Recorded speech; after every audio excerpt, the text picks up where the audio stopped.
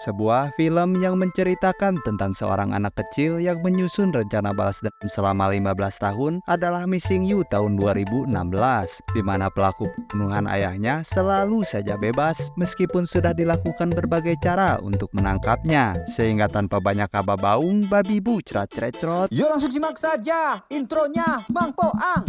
Duitna geus biasa, teboga kabogo geus biasa, teu make calana geus biasa, bogo karanata eta luar biasa.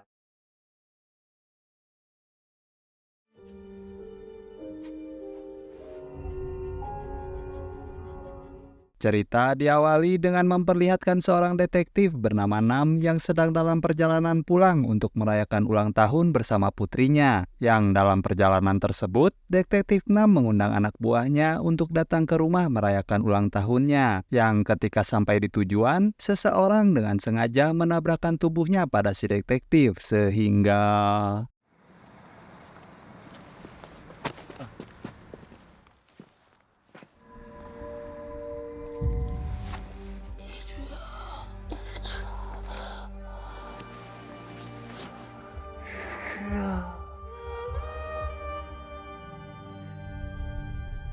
Esok harinya, rekan detektif Nam yang bernama Dayong pun datang berkunjung sesuai janjinya. Yang di situ ia merasa curiga tatkala menemukan bercak darah berceceran di tangga. Dan saat masuk ke rumah itulah, ia benar-benar dibuat terkejut tatkala melihat putri atasannya merayakan ulang tahun bersama dengan jasad ayahnya.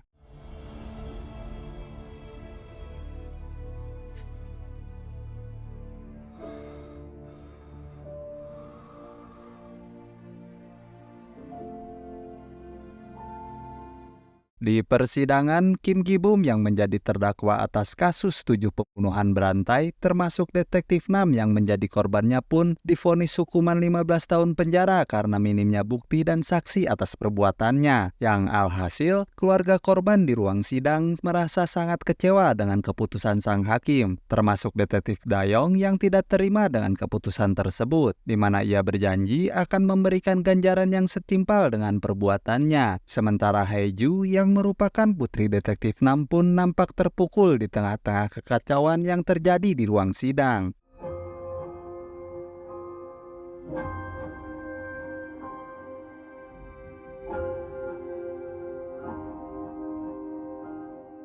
Dan inilah Missing You. Setelah menjalani hukumannya, Gi-bum yang baru saja bebas dari penjara pun disambut hangat oleh Dayong, yang terang-terangan memperingatkan Gi-bum agar jaga sikap dan jangan keluyuran kemana-mana, karena Dayong akan mengawasi setiap gerak-gerik Gi-bum mulai dari detik ini. Dan di hari pertama kebebasannya, Gi-bum langsung mencari seseorang bernama Min-su yang alasannya akan kita ketahui nanti.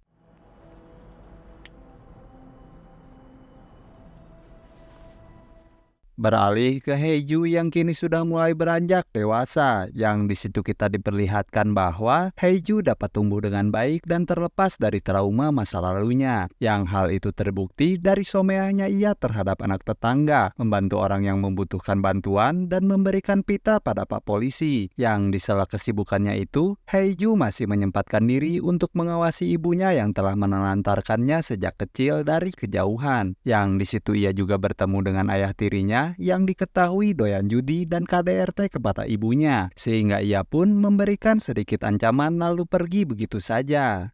아저씨 곧 죽을 거예요. 저 미쳐도 아주 해맑게 미쳤네 저 년이. Kembali ke Dayong yang sedang mengumpulkan uang dari rekan-rekannya, di mana rupanya para polisi tersebut urunan memberikan gaji untuk Hae-ju yang bekerja serabutan di kantor polisi. Komandan Dayong yang mengetahui jika Gi-bum sudah bebas pun memperingati Dayong agar tidak bertindak gegabah dan lakukan penyelidikan sesuai prosedur. Untuk itu, Dayong pun meminta 2 anak buahnya untuk mengawasi Gi-bum. 만 원네. 이건 아저씨가 주는 특별 보너스. 월급도 받았는데 매점 가서 맛있는 거 먹자. 그래 그 새끼 맞아. 얼마나 용의자도 아니고. 네가 반장할래? Dari 2 detektif ini diketahui bahwa Gi-bum ditangkap berdasarkan informasi dari seorang informan yang memberitahukan bahwa Gi-bum telah menghabisi pacarnya yang berselingkuh, di mana lengan korban ditarik ke belakang hingga patah dan kepalanya dibungkus serta dicekik dengan plastik. Tak jarang juga setiap korbannya digantung menggunakan tali anjing, yang hal itu dibuktikan oleh Gibum sendiri yang terlihat di sebuah hotel bersama seorang PSK dan melakukan fetishnya, namun si korban dibiarkan selamat. 발을 뒤로 확 부라뜨리고 개줄에다 목도 매달고.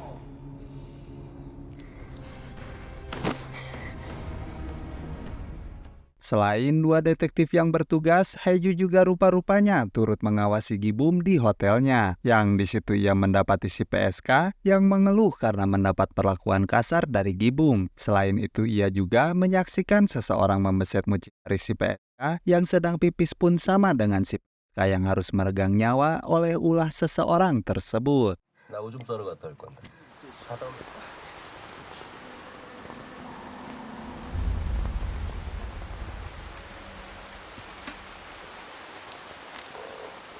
죽을래?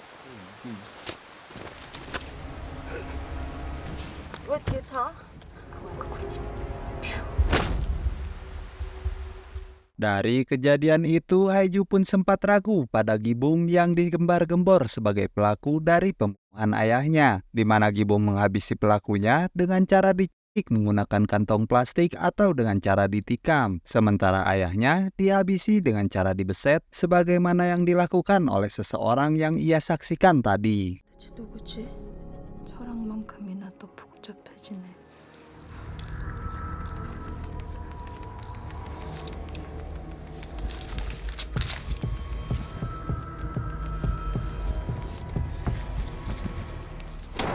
찌르길 애길 좋아하는 두 놈이었네. Seolah kebetulan tepat di saat Gibum dibebaskan, pembunuhan kembali terjadi di sekitar keberadaannya, di mana Dayong yang belum mendapatkan cukup bukti pun mengumpulkan informasi dari dua detektif yang bertugas mengawasi Gibum semalam, yang di situ diketahui bahwa Gibum semalaman sama sekali tidak keluar dari kamarnya dan pergerakannya sama sekali tidak terekam oleh CCTV, sehingga untuk memastikannya, Gibum pun kembali diinterogasi untuk memastikan alibinya saat kejadian. Yang di situ Gibum justru merasa curiga bahwa seseorang telah menjebaknya, sehingga ia pun mempertanyakan si informan yang melaporkan dirinya dan membuat dirinya dihukum. Yang karena Dayong tak percaya dengan bualan Gibum, sehingga 좀 말해주시지 그 새끼는 누군지.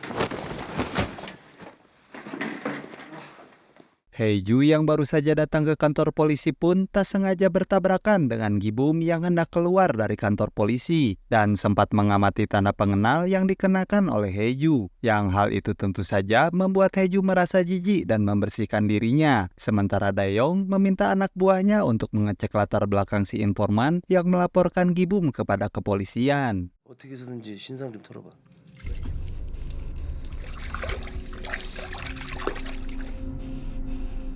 Beralih ke ibunda Haeju yang baru saja pulang ke rumahnya, di mana ia disambut oleh suaminya yang langsung memintanya uang untuk bermain judi. Yang karena tidak diberi, si suami pun kembali melakukan KDRT yang disaksikan langsung oleh Haeju di seberang bangunan. Sehingga Haeju yang sudah kehilangan kesabaran pun mengirimkan ayah tirinya ke alam baka. 뭐야 이거? 네가 꺼줘야지. 폭행 절도가 사형이거든요. Esok harinya, Gibum yang sedang lari pagi pun mendapati kerumunan orang yang menemukan jasad si ayah tiri, di mana Gibum lagi-lagi dibuat heran dengan banyaknya kasus yang terjadi di sekitarnya. Yang di situ Gibum menyadari kehadiran seseorang yang mengawasinya dari kejauhan, hingga terjadilah kejar-kejaran yang berakhir dengan kehilangan jejak orang tersebut.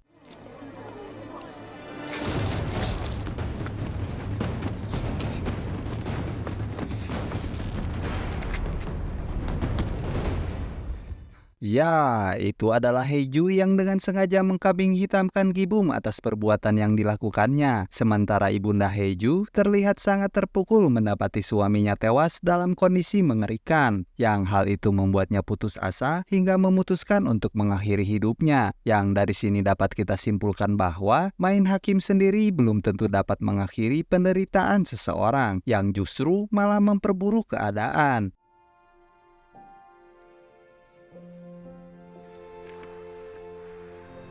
또 말없이 가네, 엄마는. Komandan yang mengetahui sudah ada 3 korban terbunuh semenjak dibebaskannya Gibum pun mulai panik dan meminta agar Dayong segera membereskan masalah ini bagaimanapun caranya. 새끼 쫓아다니면서 도대체 뭐 한 건데? 일단 좀 가라앉히고 함정 수사라도 좀 해보든가. Untuk itu, Dayong pun kembali menemui Gibum untuk mengulik kejadian 15 tahun yang lalu, di mana Dayong yang kekeh menuduhnya bersalah pun memaksa agar Gibum mengaku atas semua tuduhan yang ditujukan kepadanya, yang karena Gibum tetap kekeh tak merasa berdosa, sehingga... 네가 다 죽인 거 알아 이 씨발놈아.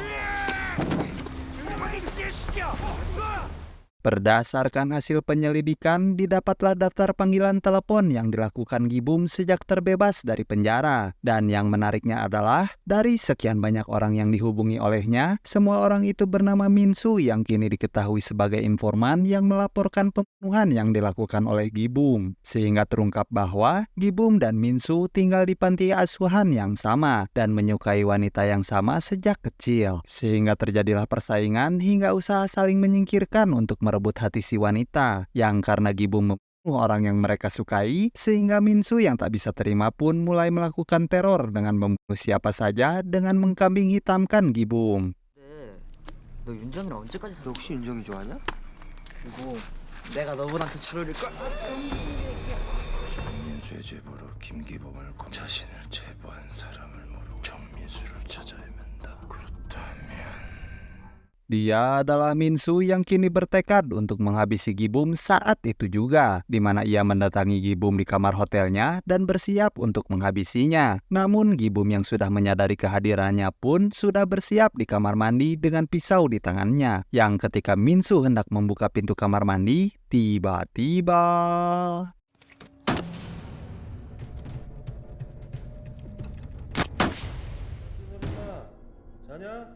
Ketegangan itu pun berakhir ketika Dayong datang mengunjungi Gibum, yang di situ ia sempat curiga dengan pisau yang tergeletak di kamar mandi. Dan di saat itulah Dayong mulai merasakan kehadiran seseorang di belakangnya. Tetapi... 내 뒤에 누가 있냐?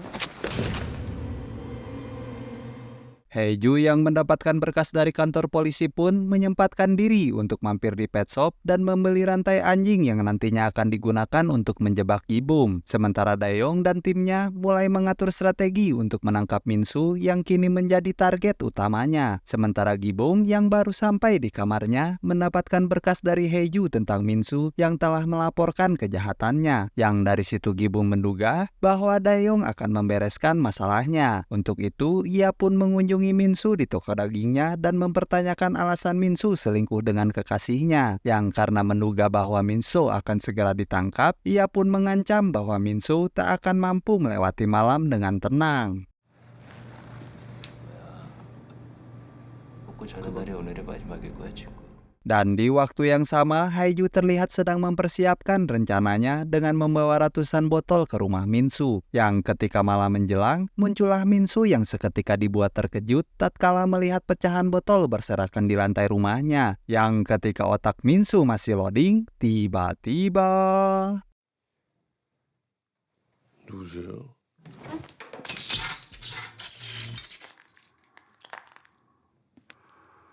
그쪽 때문에 잠깐 헷갈렸잖아요. 배기를 좋아하는 너? Beralih ke Gibum yang bersiap untuk rebahan di kasurnya. Namun karena merasa ada yang aneh, ia pun membuka selimutnya secara perlahan. Yang di situ ia terkejut ketika mengetahui bahwa Minsu yang baru saja ditemuinya sudah tewas terbujur kaku dan dibungkus plastik. Yang ketika Gibum lengah, dengan cepat Haeju pun menikam Gibum tepat di tulang rusuk ketiganya. 세 번째 어리배에 칼 들어갔거든. 나 이제 현행범으로 잡힐 거야. 분명 비극을 느끼다 죽어라.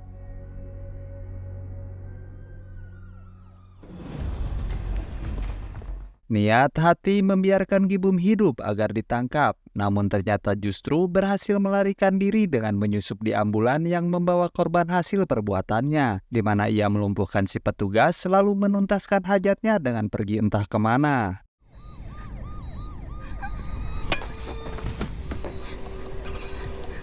Esoknya, komisaris kepolisian mengumpulkan seluruh jajarannya untuk menangkap Gibum entah bagaimanapun caranya, baik itu menyebarkan poster buronan, mengiming-iming imbalan, dan bahkan menangkap orang yang mencurigakan. Pokoknya, komisaris menginginkan segala metode yang mungkin bisa digunakan untuk menyeret si pelaku ke penjara. 현상금 제보내보내고 비슷하면 다 잡아!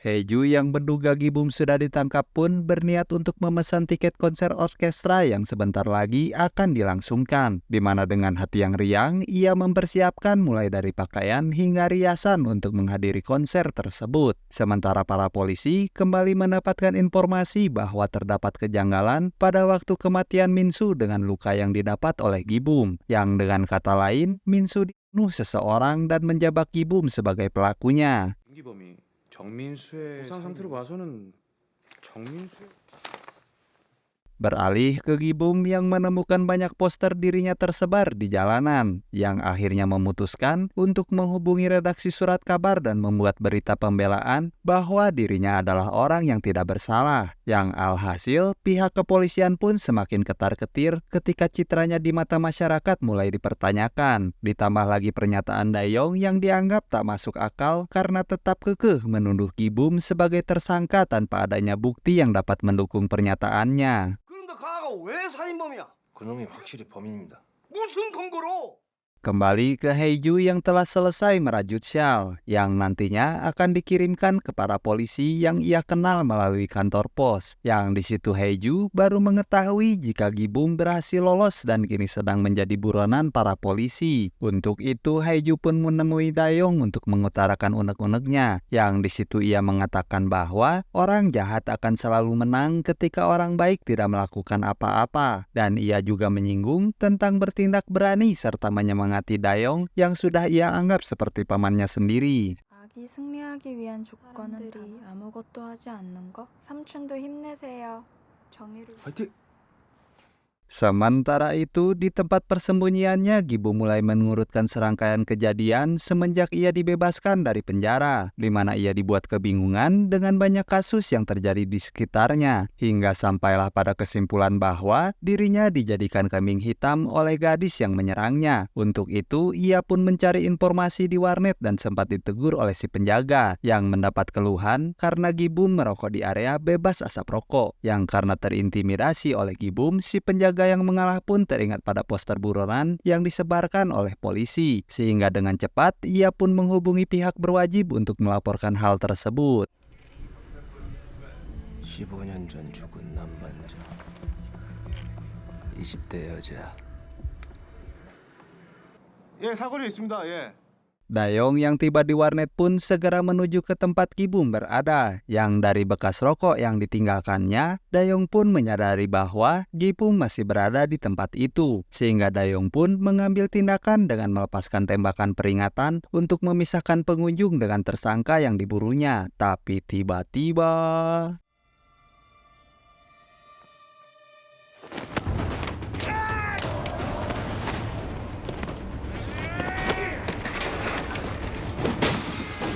terjadi sedikit pergelutan di mana Gibum lagi-lagi berhasil lolos dengan melukai seorang polisi yang berjaga di luar dan menjadikannya tawanan. Yang di situ Dayong segera memerintahkan jajarannya untuk melakukan razia besar-besaran di berbagai wilayah. 하라면 해, 빨리! 차량이 뭐라고?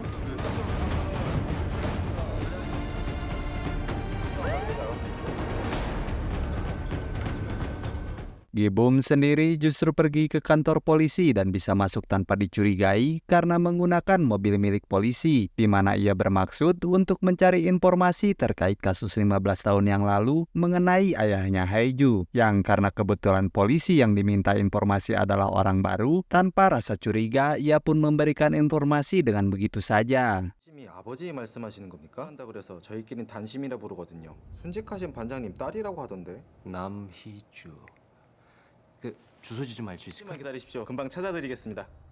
Tak lama mobil Dayong pun ditemukan dan polisi yang terluka dilarikan ke rumah sakit, di mana mereka benar-benar tak menyangka bahwa Gibum akan bersembunyi di kantor polisi, yang merupakan tempat paling berbahaya sekaligus menjadi tempat paling aman sedunia. 차 형사로 지켜봐야 될 정문에서 뭐 하고 있었던 거야? 뭐라고 채팅창가 버젓이 경찰서 앞마당에 있으니. Berbekal informasi yang didapat, Gibum pun sampai di rumah Haeju dan memencet bel rumahnya, yang mana lampu tiba-tiba saja mati dan terjadilah adegan saling tikam, yang karena cara menikamnya serupa dengan yang diderita ayahnya, sehingga Haeju pun kembali yakin bahwa Gibumlah pelakunya. 이런 느낌이구나. 감당할 수 있겠냐고. 당신이 우리 아빠 죽였지.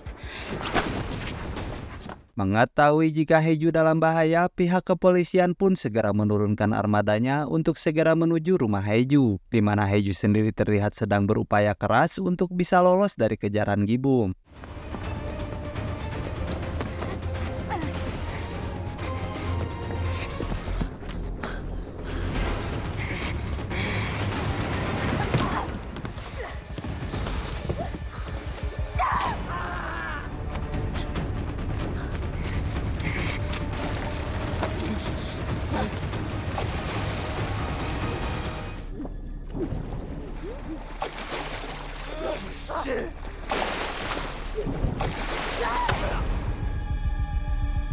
Tibalah Haeju di sebuah taman tempat di mana dia akan membuat perhitungan dengan Gibum. Dan dengan menaiki ayunan serta mengenakan tali anjing di lehernya, Haeju berencana untuk menghabisi dirinya sendiri dengan menjebak Gibum sebagai pelakunya. Di mana Haeju yakin bahwa ini adalah satu-satunya cara agar Gibum menjadi tersangka kasus pembunuhan akhir-akhir ini. Dia akan tertangkap basah dan polisi mendapatkan bukti yang kuat untuk menghukum Gibum seberat-beratnya. 벌 받을 시간이야. 사람을 죽였으니까. 너 때문이야.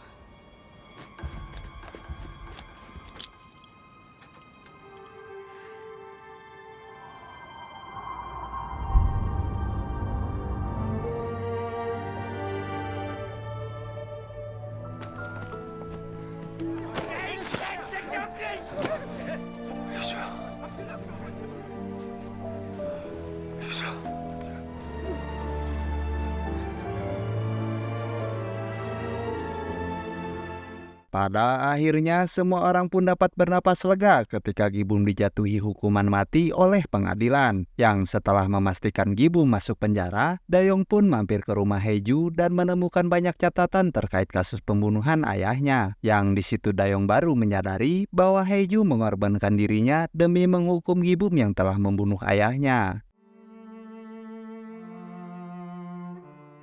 Tamat dan sampai jumpa di alur cerita film selanjutnya.